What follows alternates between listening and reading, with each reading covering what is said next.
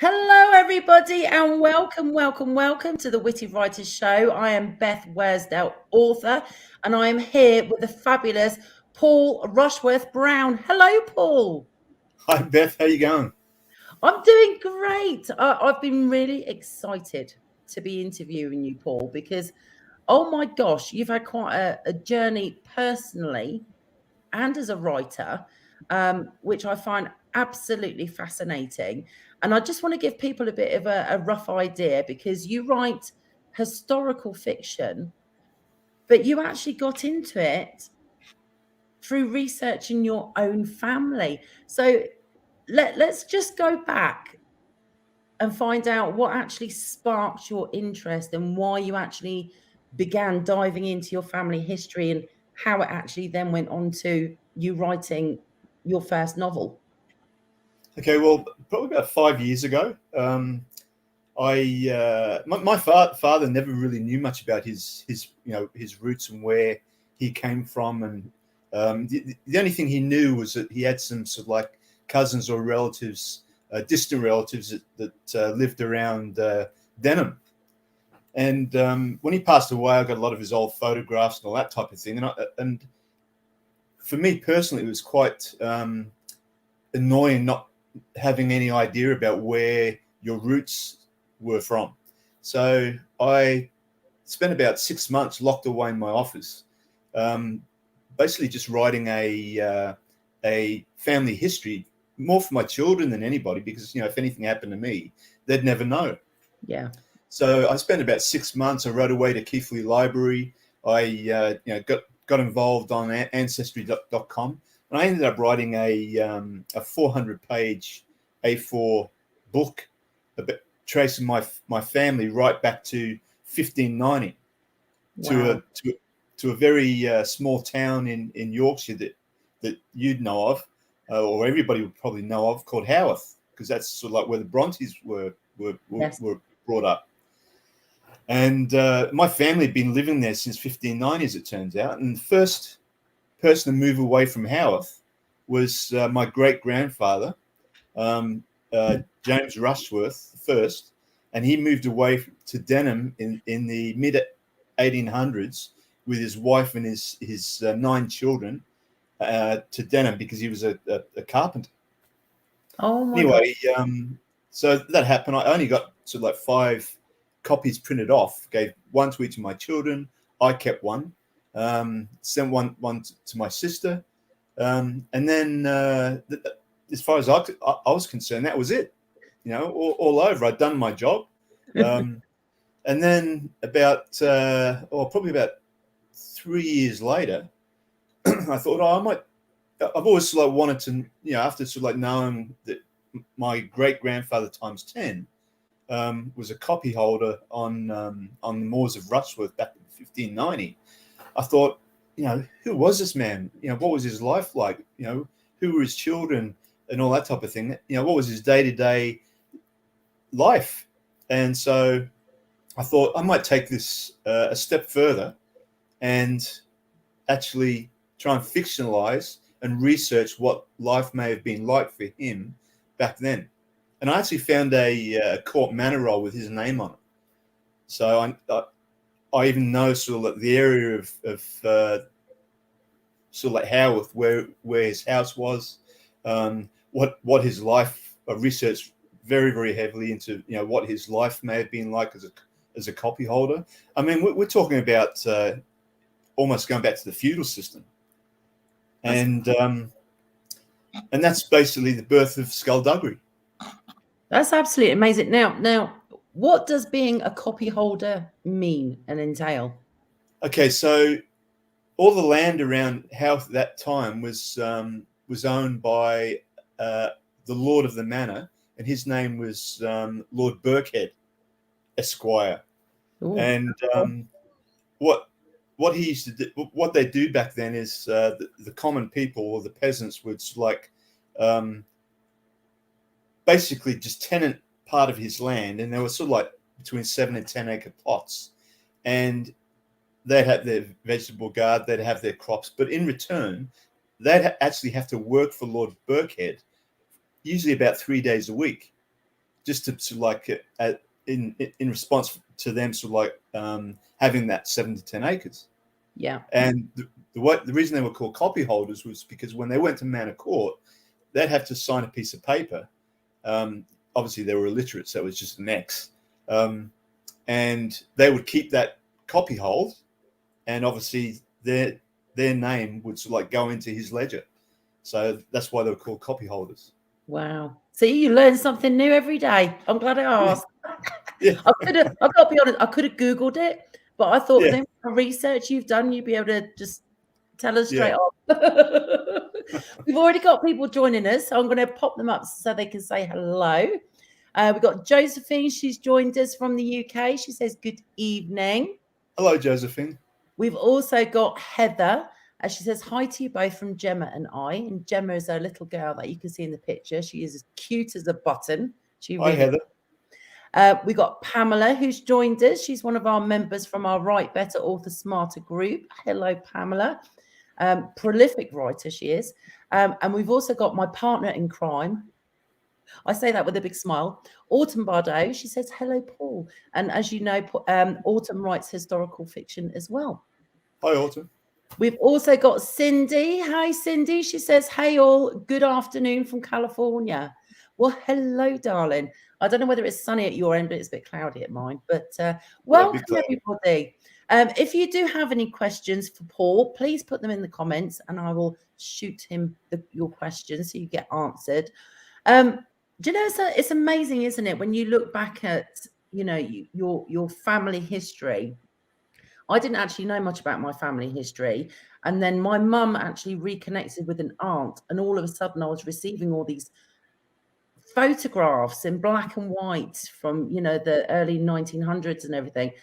And I was blown away. I got to see an image of my grandfather when he was a child with only one leg because he got hit by a car. And obviously in them days, you know, that's it. You had to get chopped off, unfortunately. Yeah. It blows your mind. But you've learned so much, haven't you? Not just about your own family, but about those time periods. And interesting because I was reading lots about you. And it was saying that the life expectancy of an adult was 35 years old. And the life expectancy of a child on average was like 6. Yeah.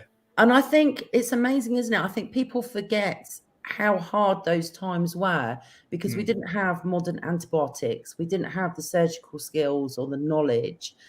What do you think are the most shocking things you discovered about that time period? With regard to sort of like longevity and that type of thing? In life in general and how hard it was. I mean, interestingly enough, Haworth was sort of like in the 1800s was supposed to be sort of like one of the dirtiest places in England.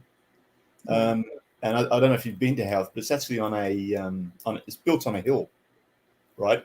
And the square is actually at the top of the hill,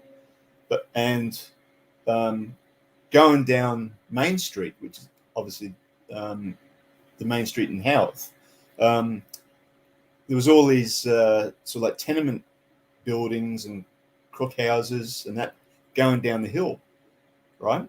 The thing was that the cemetery in Haworth was at the top. And a lot of the, and I know this because there was a major report written by Babbage about the sort of like the living conditions of a lot of the people in Haworth back at that time. The problem was that in the cemetery, a lot of the graves were the stones were actually laid down on top of the grave. Oh wow! Which stopped oxygen from getting in and decomposing the body.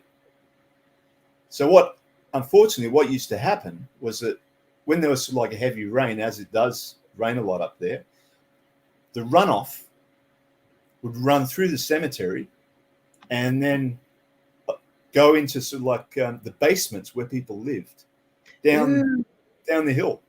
And of course, there was a slaughterhouse in one of the basements up there, and that the runoff from that would run down. So people were basically, living in basement tenement houses with all sorts of things running into their homes.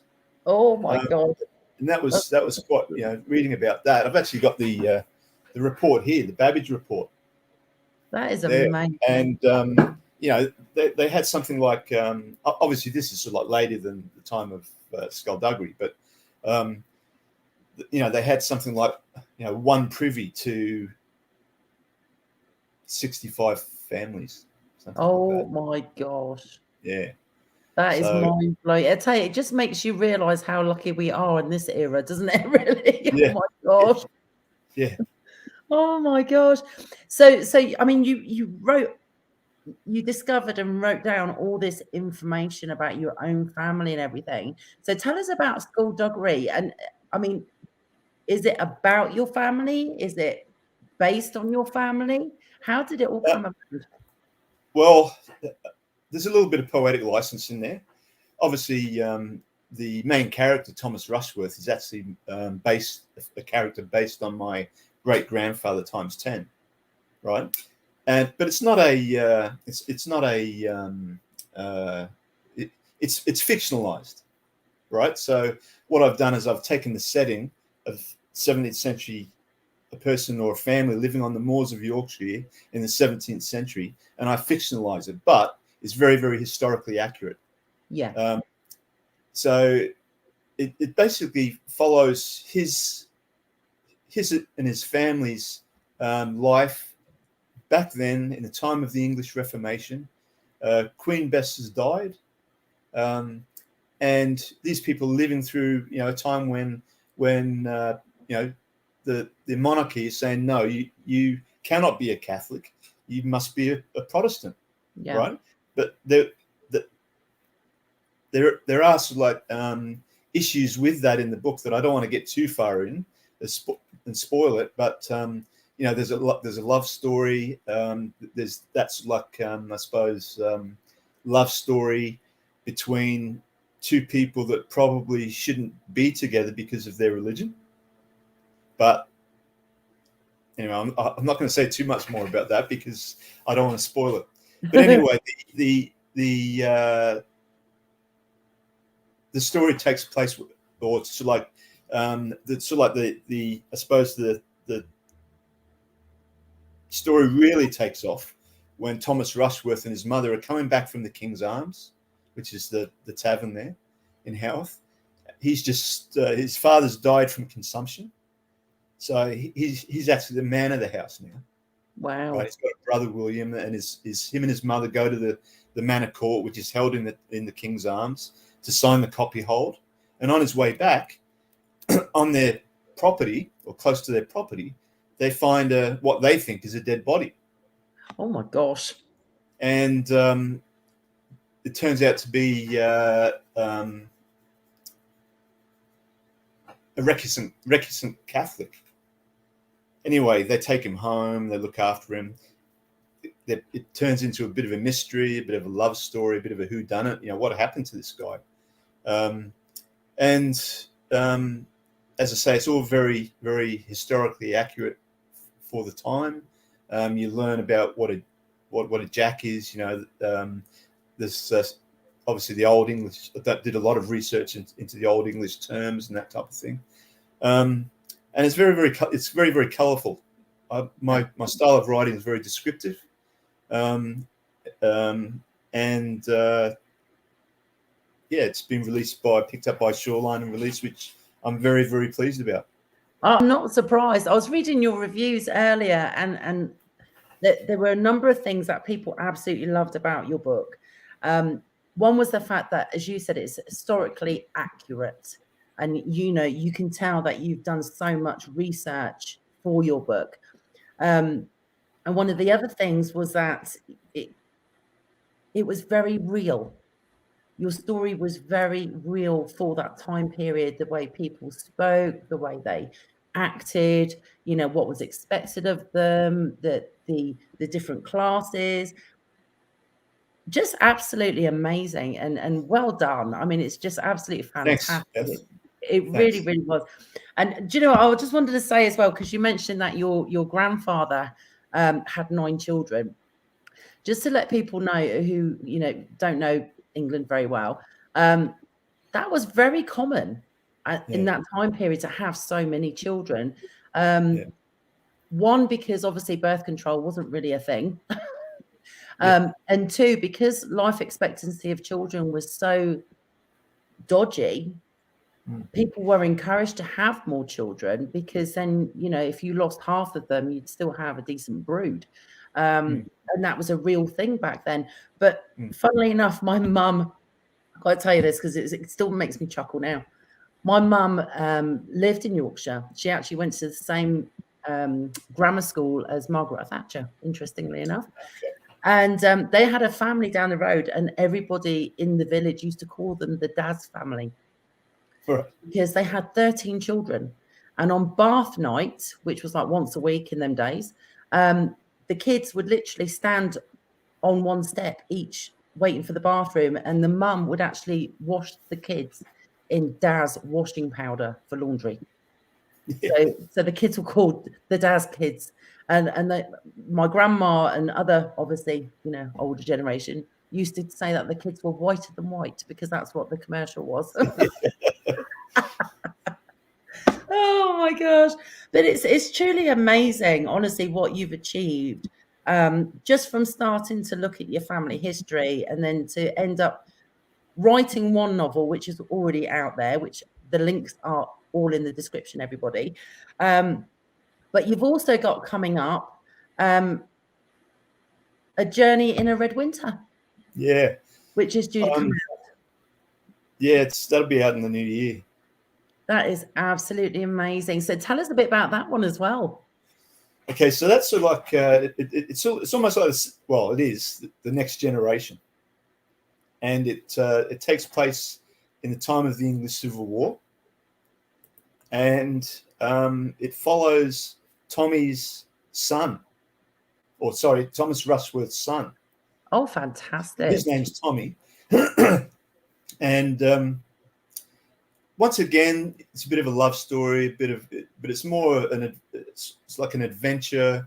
But it's, I suppose, one of the reasons, because I changed the title, and one of the reasons I changed the title was because it's a journey, right? It's a journey of Tommy Rushworth, because he gets absconded into the Parliamentary Army. Which was common in those days. Yeah, and it's a journey of Thomas Rushworth and Tommy's grandfather, John Hargreaves, who actually leave Howth and traipse off into areas like Bradford and Keighley to try and find their son. And once again, a lot of research. I've found that, I mean, the English Civil War was such it changed England and democracy forever. Yeah. And there's very few movies about it. I think there was like 1 or 2 movies written about it, but not many people know about what actually happened then. No, Go on. You don't really get taught a lot about it at school either. No. I can't remember hardly anything about that era, from my school days, which was a very long time ago. And it changed politics. It changed the monarchy. The king was beheaded. Yeah. It changed democracy, but also, like, imagine what it would have been like. I mean, more people died in the English Civil War than all the people in both the First World War and the Second World War put together. Wow, I did not know that. Yeah, and a lot of that was through disease. Yeah. Yeah. And so anyway, it follows Tommy Rushworth through the and things like through the Battle of Bradford is an integral part of I'm making it sound like it's a novel about war, but it's not. It's more about sort of people using sort of like the English Civil War as the background. But it's about there's a the love story between William, Tommy's brother, and Lucy, who used to be a character that worked at the local tavern, and she ends up turning out to be not the person that people think she is. And there's sort of like the steward of the manor, of Howarth Manor. He makes it very, very difficult for them to be together. There's twists and turns in it, because that's one of my favorite things to do. People on their toes. Every single novel I write, you think, oh, right, okay, I didn't see that coming. And it's people have told me that who have sort of like read the second edition, you always sort of like think, oh, is he going to get home? Is he going to get home? Is Thomas and John going to find him? What's going to happen to Tommy in this situation? With the royalist army sort of like encroaching their encampment and that type of thing. And once again, it's very historically accurate. Yeah. Did a lot of research into some of the I suppose, without giving too much away, some of the sad points of the English or that time period. I'm quite excited about it. I'm excited too. I'm sure your readers are excited as well. As I said, you've got some avid readers who love the fact that you've put so much, time and effort into researching everything and being so accurate with your story. What was it like looking back at the dialect in that time period? Because obviously, a Yorkshire accent, for those of you who don't know, Yorkshire accent is actually very strong. And back then it was even more so, because as you said earlier, people, if you were below a certain class, you didn't have an education, you just worked. The moment you start walking and being able to list stuff, you were working. Yeah. How was that for you? Because you incorporated a lot of the dialects into your story as well, didn't you? Yeah. When I first wrote Skullduggery, and once it was picked up by Shoreline, I went back and I had to re-edit Skullduggery, because there was too much. There was too much Old English language in there, and I wanted it to be sort of like true to life. I wanted it to be as accurate and as authentic. Yeah, it's a better word. Once Shoreline picked it up, I had to think about it, and I thought, well, hold on a minute, who are you writing for, right? So I actually went back into Skullduggery and actually changed a lot of the old Yorkshire dialect and made it more readable, better, easier to read.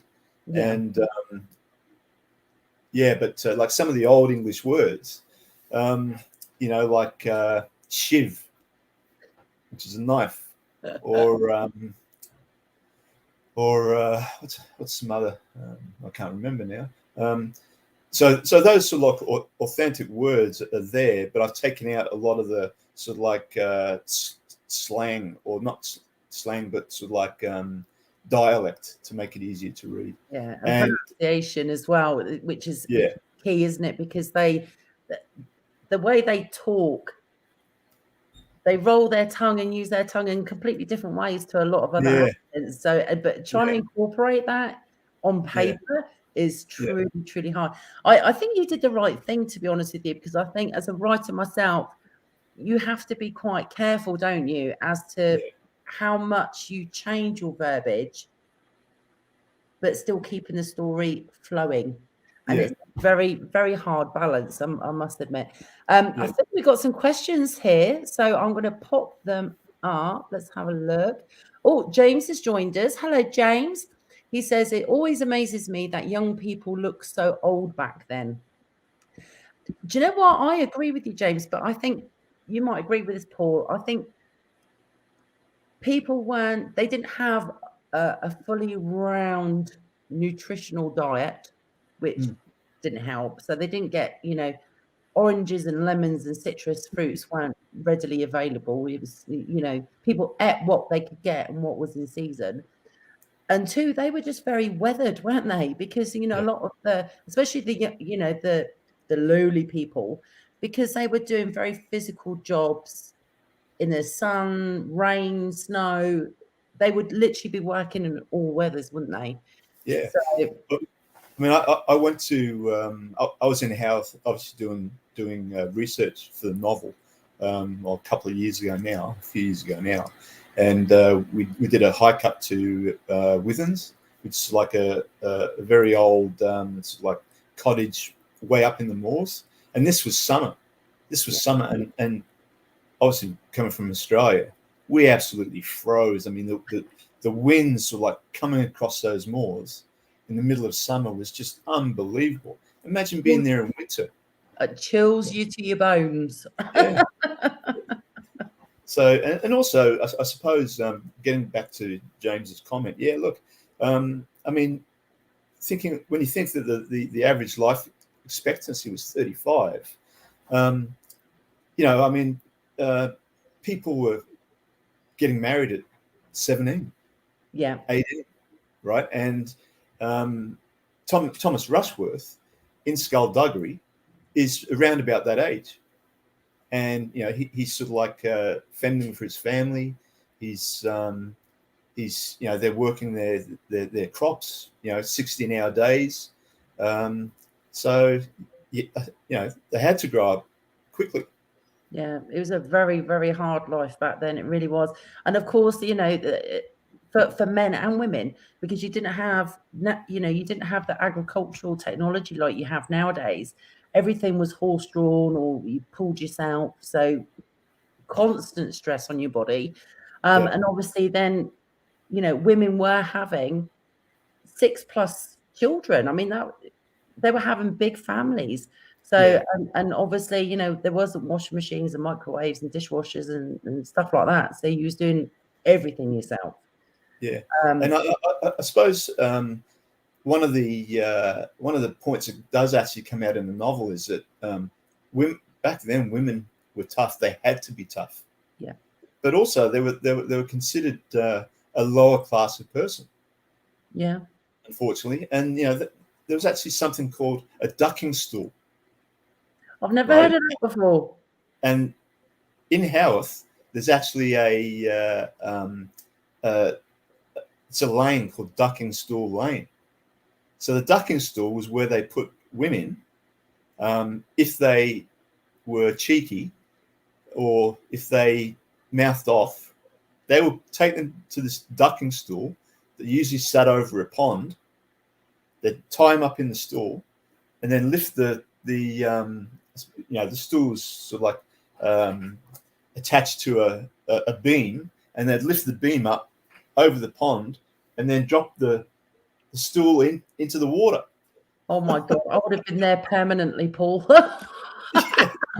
I would have been a permanent resident. Yeah. I mean, you think back to so the life of women back then was just incredible. It's tough, isn't it? Sorry, I've got a lozenge, everybody, because I've got a bit of a sore throat. And my lozenge got stuck up on my cheek. So I was just trying to get it back down. Oh my gosh.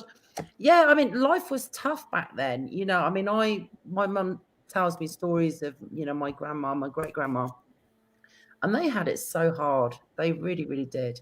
Honestly, I would not have made it in that time. But then again, you're brought up differently.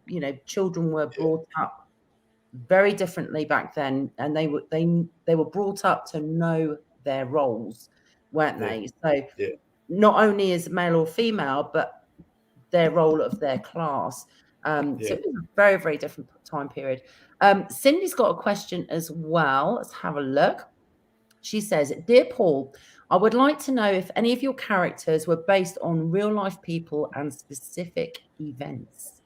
Good question, Cindy. Yeah. Well, the main characters in the novel are actually based on obviously my ancestors. Yes. So from a character development point of view, there's a little bit of me sort of like in those characters, but Thomas Rushworth, he's sort of like the sensible one. His brother William is not so sensible. He's a bit younger and a little bit more brash. And John Hargreaves, his father-in-law is is an old rogue. He's got he's a drunk, but he's got quite a number of different different levels to him, and he actually ends up becoming the hero. So I suppose even John Hargreaves has a bit of me in him as well. Also, there's some very, very strong women. Yeah. For instance, Thomas's wife, Agnes, she's a very, very strong woman, as we've spoken about. They had to be strong back then. But based on real people, or sort of like probably more, it's more about those characters living in a real time. Yeah. And what about events? Did you include events that actually happened back then? Oh, definitely. Yeah, definitely. Yeah. And, in Red Winter, I did a huge amount.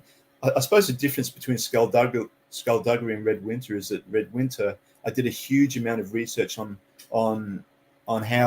what people were like back then. So I dug into old ballads and sort of like descriptions of nobles about sort of like the lower sort, and tried to sort of like bring in more of the sort of like manners and etiquette, or lack of the lower sort, just to make it more realistic.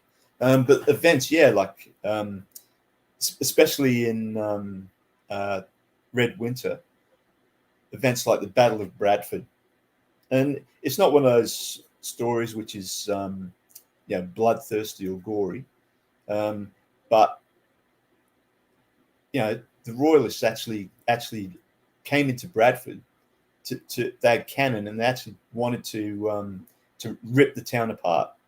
Now it's just a handful of Puritans who defended the town, and it survived. They like won the battle, which is an amazing thing, because they were outnumbered sort of like 3-1, and they were bombarding the town with cannon. And there was a Captain Hodgson who was a real captain who was really there at the Battle of Bradford. He actually had wool sacks hung from the top of the church, and he had his main marksman up in the bell tower, shooting at these royalists and protecting the church with these wool sacks, right? And that actually occurred. That's just amazing, isn't it? Was your mind not absolutely blown when you was researching all of this? Because, as I said, I didn't get taught hardly any of this when I was at school, and yet I find it absolutely fascinating. Yeah. Do you know what? I hope you get to write a screenplay of your books, because it would be great to have movies made or a TV series about your books, introducing people to our past, our British past. Yeah. That would be fantastic. I mean, I think there's been one major movie made of the English Civil War, which is crazy when you think about it, because it was such an important part of our history, of everybody's history. Well, completely right? And and that war was.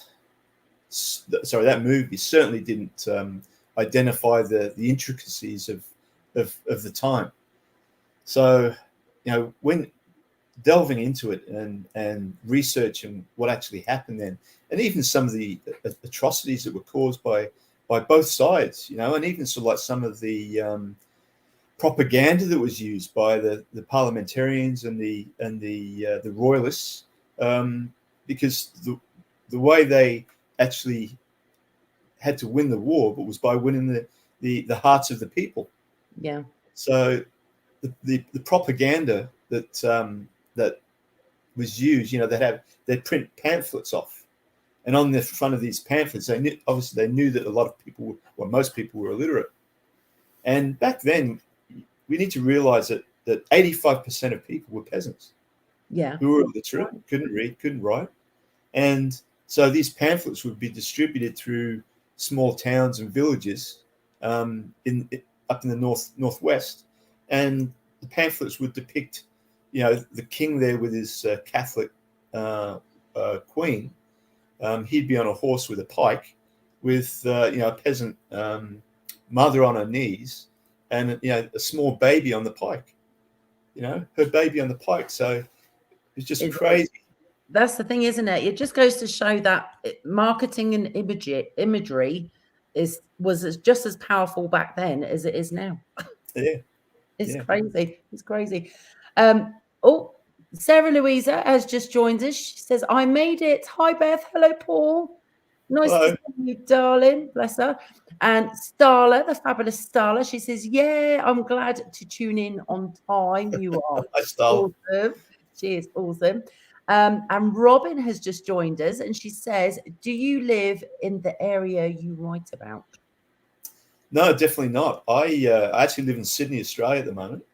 I was born in England, and then when I was about 10, moved to Canada, lived there for 10 years, went to high school there, and then moved here when I was about 18. My father was actually a Yorkshireman, as I mentioned, and he moved out to Australia in the mid-50s. But as I say, he didn't know much about his roots.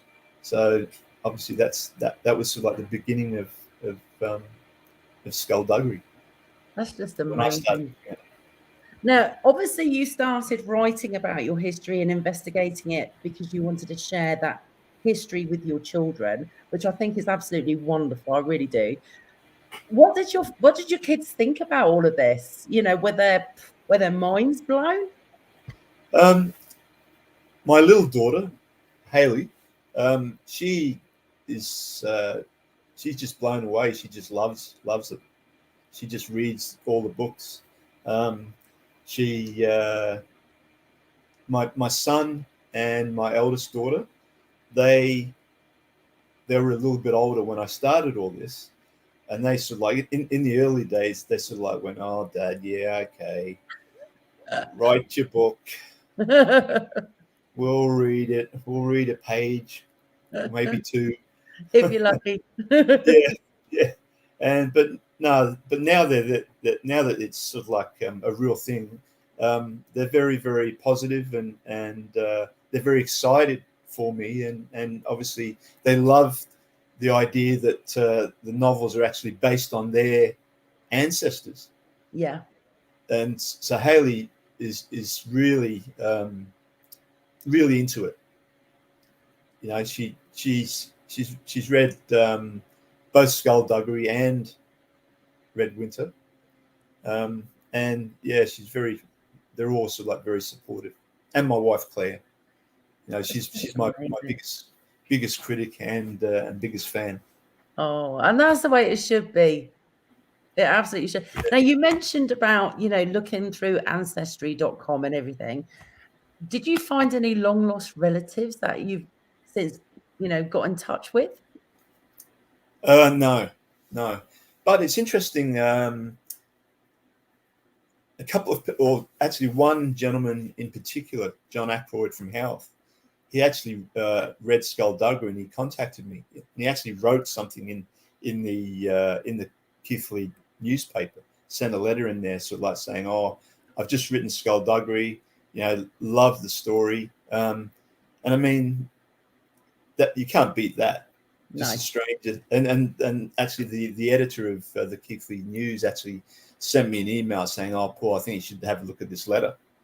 And so he has Rushworth in his ancestors somewhere. That So is that was quite absolutely amazing. Isn't that was that quite crazy? special. I must admit, see, I did the ancestry DNA. I was curious, and my children got me the, the tester thing for Christmas one year. I thought I'll give it a go. Turns out I'm half Irish. I'm like, well, where the hell did the Irish come from? Yeah, Half Irish, and I've got no clue yeah, where the Irish bit has come from at all. yeah, yeah, But at least I get to, celebrate St. Paddy's Day, and yeah, and I can do it legitimately. yeah. So, what are your plans for future books? I mean, obviously, you've got Journey into Red Winter coming out, hopefully early next year. Are you working on a third book for that Yeah. series? Or? Yeah, well, the skeleton of it is already finished. It's called Dream of Courage, and it's actually sort of like the third generation. Fantastic. But it starts off in Howth, but it's I mean that was a time of pirates. It was a time of witches. It was it was a time of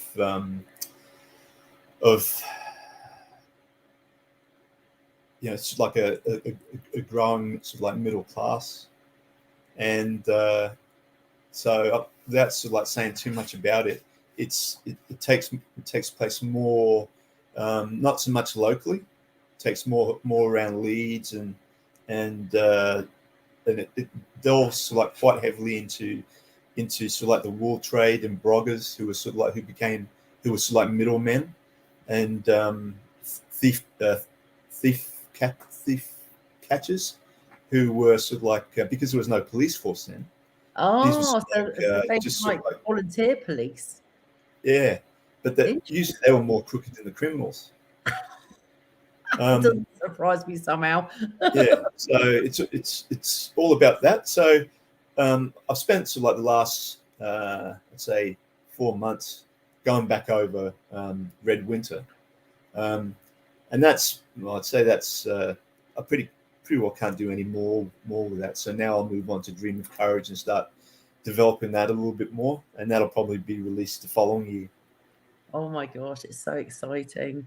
And do you know what? You'll probably find, like I did, when you release your first book, your sales are, as long as, I mean, you do lots of promotions, so your sales will be pretty great.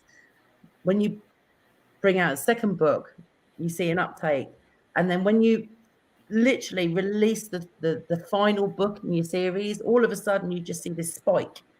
Yeah, Because people tend to want to read it when they know they can literally go from one to the other to the other. So I am super excited for you. It's just, it is awesome. I mean, Oh, I think also is that once you do start writing, especially over a period of like 3 years, you learn so much as an author. yeah. I mean, I haven't read Skullduggery in a couple of years. And actually, for this interview, had to sort of like go back and sort of like go through it again, so I wasn't only talking about Winner of Red. Sorry, Red Winner. And you sort of like go back and you think, oh, did I write that? Oh, I certainly wouldn't have put it that way. So Oh my gosh. I know. Do you know what? it's a journey, isn't it? You never stop learning, and I No. and I think that's a great thing. The book industry is one of the few industries that literally just moves on leaps and bounds. The book writing, the most popular styles, what's trending, the book industry as a whole, it's a constantly moving Yeah, thing. yeah, So yeah, you just never stop learning. yeah. We've got Elizabeth who's joined us. Hello, Elizabeth. She is awesome. Oh, Elizabeth.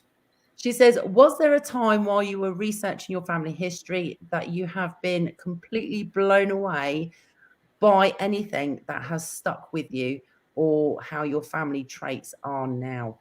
Ooh, good question. Um,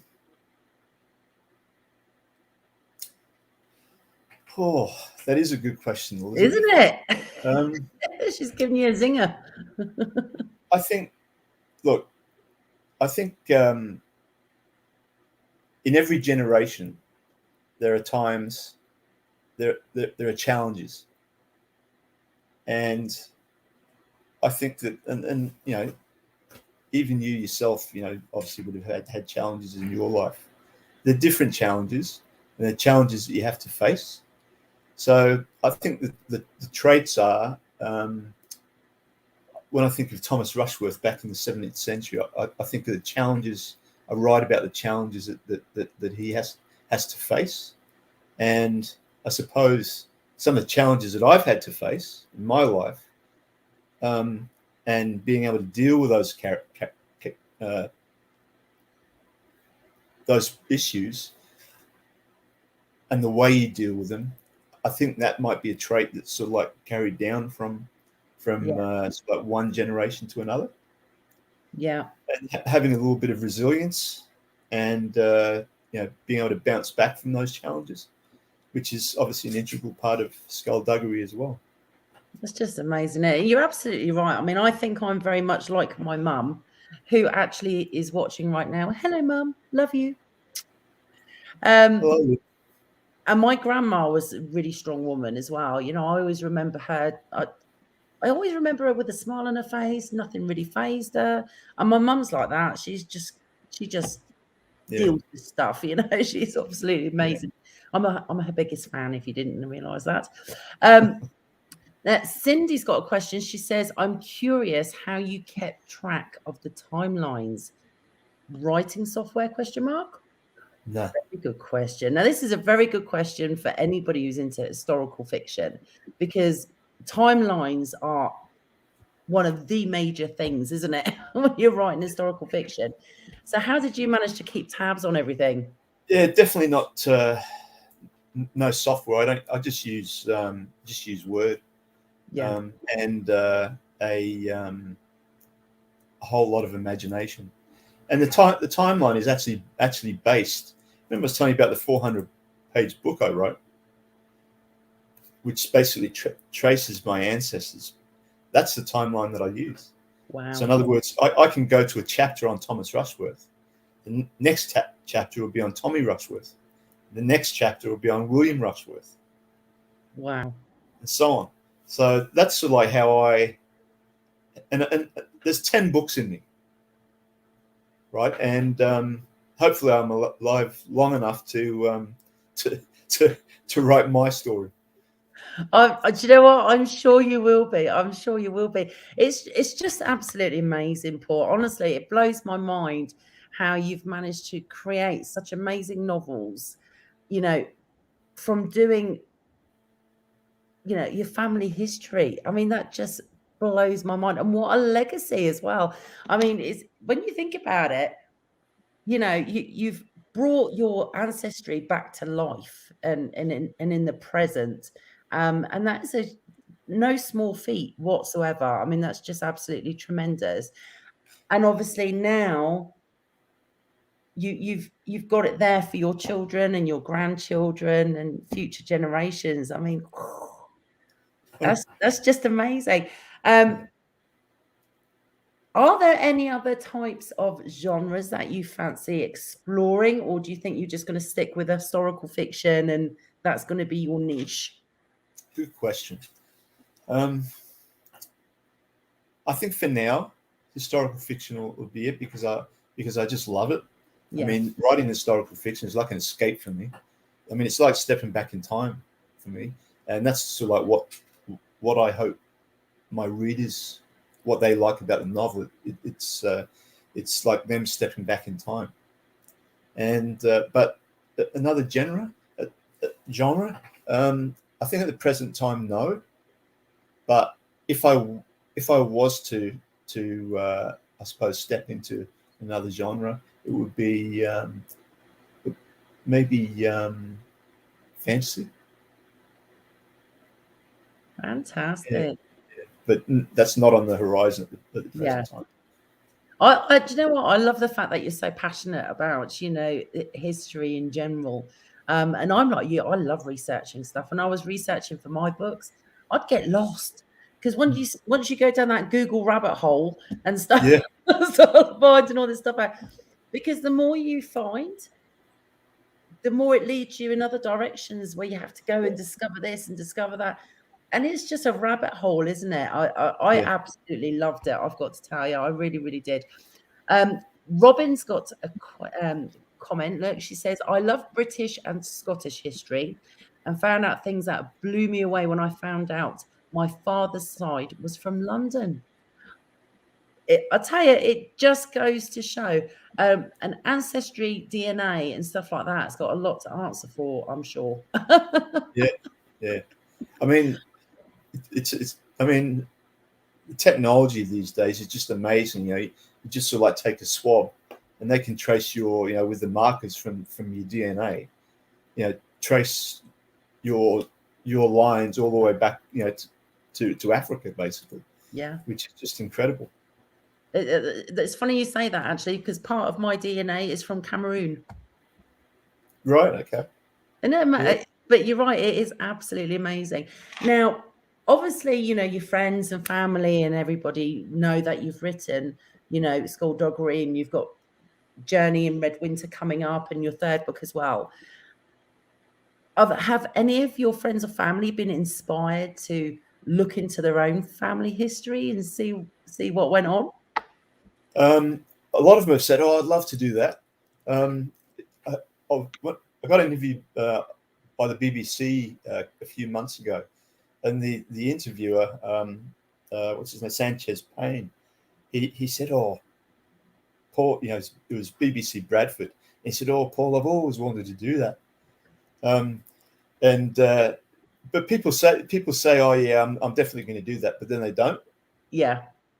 So I think that's the crunch part. It's very easy to say, "Yeah, I'm going to look into it and do all that," but it's a huge amount of work. It really is. To write that 400-page book. I mean, I locked myself away for 6 months, and then the worst thing was I spent 2 months of it researching the wrong family, so I had to go back and start again. Oh no! And the thing is, because obviously in that era, there wasn't the name selection that there is now. I mean, the population is so massive now, and obviously, you've had more people traveling in and out of the country. There's a lot more name diversity, but in those days there wasn't, was there? So do you know what? I can imagine that must have been so frustrating for you to get caught out, unfortunately. But wow. And how I found out was that I'd spent like 2 months researching it, and then I started looking on the back of some old photos of my father, and that belonged to my father, and he had some old photos, dating back to sort of like way back, and there was an uncle of mine. It said Uncle, so Robert, and I said, "Hold on a minute, there's no Uncle Robert." As I went through the census records, who's Uncle Robert? Oh my God, I bet you're kicking yourself. I've got to apologise, by the way, because my golden doodle was behind me and she started snoring quite loudly. So it's not me. I'm not snorting or anything like that. It's the dog. But let me see your actual book cover. I know I've got an image of it up there somewhere. There we go. It is absolutely beautiful. What a cover. Now, for everybody who's watching, if you would like a chance to win a copy of Skullduggery, all you have to do is just share this interview, and that will be your entry into winning a copy direct from Paul. Now, you can share it wherever you want, book clubs, book groups, wherever you like, but the more times you share Paul's interview, the more entries you will get. So share away. Don't forget, we will be uploading, or we're actually live on YouTube as well. So you can share that one also if you want to enter the giveaway. And don't forget to like and subscribe here, YouTube, and also all of my podcasts, which is getting there. I think I've got about 7 on the go right now for the Witty Writers Show. So you can also listen to Paul while you're driving to work, or at work if you can get away with it, or just chilling out at home. So yes, but Paul, you've been absolutely amazing today. I could literally talk to you forever because it's just your books are fascinating and you're so lovely to talk to. Thank you so much for joining me today. Thank you, Beth. Thank you very much. You are awesome. And thank you everybody for joining us. Don't forget to share so you can enter Paul's giveaway. And we will see you next time for the Witty Writer Show. So bye for now, everybody. See you guys. Bye.